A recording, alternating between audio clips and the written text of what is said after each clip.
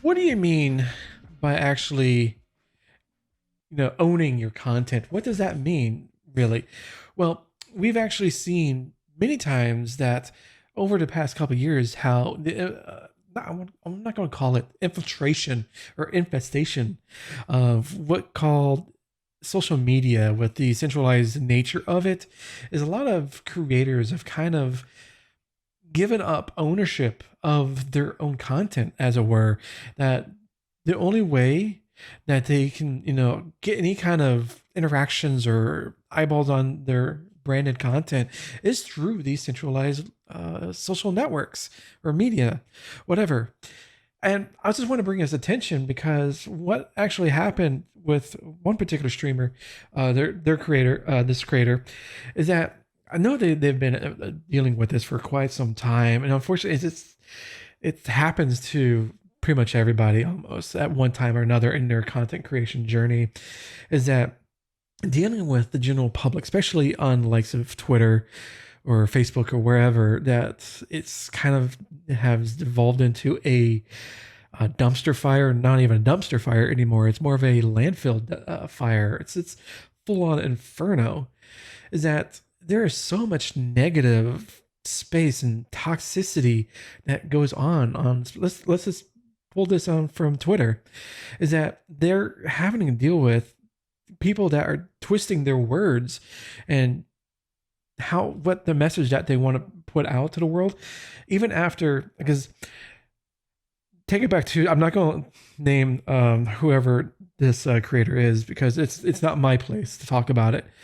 It's their experience, but from an outside perspective looking in, is that how they have to change their content before they even post it out, and in a way to kind of like make it brand safe, and I using air quotes there for this toxic toxic crowd. I was going to say toxicity, but I was like, no, that's not going to fit.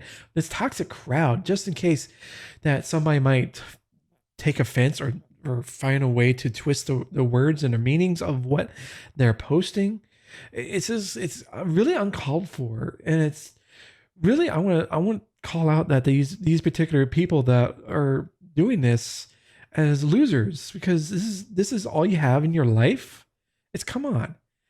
It's 2023. We have more important, pressing things in our lives to deal with instead of you seeing, oh, I got you.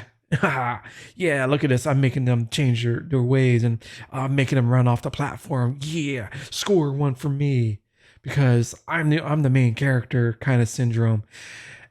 These type of people, it's really disgusting to see how far I know a lot of this has actually been going on for even before social media, but it's kind of brought it to the forefront with how we see this thing. And it really is disgusting how we have most of us have to change our ways and our thinking in order to not interact or find a way to have these types of individuals not interact with our content, but unfortunately it does happen. But the problem is that for many years is a lot of these content creators and streamers, live streamers to be in fact, have relied solely on likes of Twitter or TikTok, and unfortunately they have given away their ownership of their content. Is that they only can do the only way that they can move forward and get more eyeballs on their branded content is actually going continuing to use these toxic cesspools. And that's really why I wanted to do this episode is because it's in the high time that we as content creators take remove our stuff from there to say, hey, we're no longer posting solely just to post on here. That's probably the roundabout way of saying it, but taking ownership of what we're posting, of what we want to share with the social media outlets like Twitter. So one thing is, like I said, is owning your actual content and maintaining it as somebody that you make these videos or these live streams or a blog post or music or comics or whatever, any kind of content that you do. And it's something that you really needed to pull back instead of solely putting your entire life's work on, let's say, Twitter and TikTok. Just these, let's just say those two places. You should actually put it or have a website or a blog post or a blog or some place that you have full and utter control over, that you can post your content on your own site, that then what you can do is share out to everything else. So that's the mindset that we have to actually get into without solely relying on Twitter, because already it's a cesspool, and it's kind of like, why should you continue to use something that, yes, you might have some positive benefits and getting or advertising your brand's message out there, but at what cost? At what cost is it affecting your mental state, your mental, even physical state? That the negative is outweighing the positive, and you continue. It's kind of like a Stockholm syndrome. It's just, so I know a lot of people are out there and saying, "Oh, I know I have to get off of Twitter, but this is the only way I can get eyes on my content." It's like, no, there's other ways. Yes, you can still use Twitter, but use it in a way that is not a interaction. Use it as more of as a advertisement method. Which, what I mean is, let's say you create a video, or you set up, you have a charity live stream that you have coming up in say 2 weeks.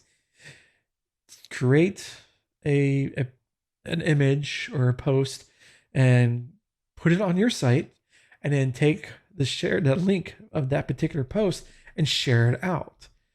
What's happening is that you're creating content on your own platform, and you're taking that link and sending it to Twitter and having that be as an advertisement for free. Oh, for now, time of this recording, it might change entirely, but hey, for now, is using as a free advertisement to whatever content that you want to advertise for. And then that's it. Don't go in there for interactions. Do not look at anything else. Use it to just as a billboard, just a post. That's all Twitter pretty much is really now. Is use it as a billboard, or as like your that little pin-up board at the auto parts store, or the local grocery store, for like look seeking babysitter or something like that. Think of it as Twitter is the only value that Twitter is currently. There is no more interaction. Do not interact with it. Pretty much just use it as an free advertising. That's it. Now, you can use, especially if you're working with brands for sponsorship deals and stuff like that, you have to have for DMs. Okay, that's it. Use it for DMs and as a free advertising blog or a bulletin board. And that's it. There's no interaction or anything like that. The only interaction is if you allow it for comments or anything like that on your particular site that you fully control. And then you can even put some gateways up in front of it. Say, hey, if you want to interact with my postings here, you have to create an account for free, or hey, you know what? You gotta pay me $4.99. And that's the thing, is that you have to make this drastic change. Yes, it's gonna suck, and you're gonna lose a couple things or a lot of things in the meantime. But what's gonna happen is that over the long term, your mental and physical health is actually probably going to get better, because you're dropping something that is a detriment to your mental state.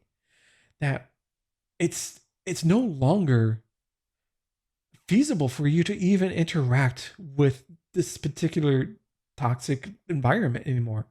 It's physically harming you. And I understand that for larger creators, from myself, or even larger creators, even higher up, is it's going to be a change that it's going to be a painful change. But it's something that you'll have to do. Full stop.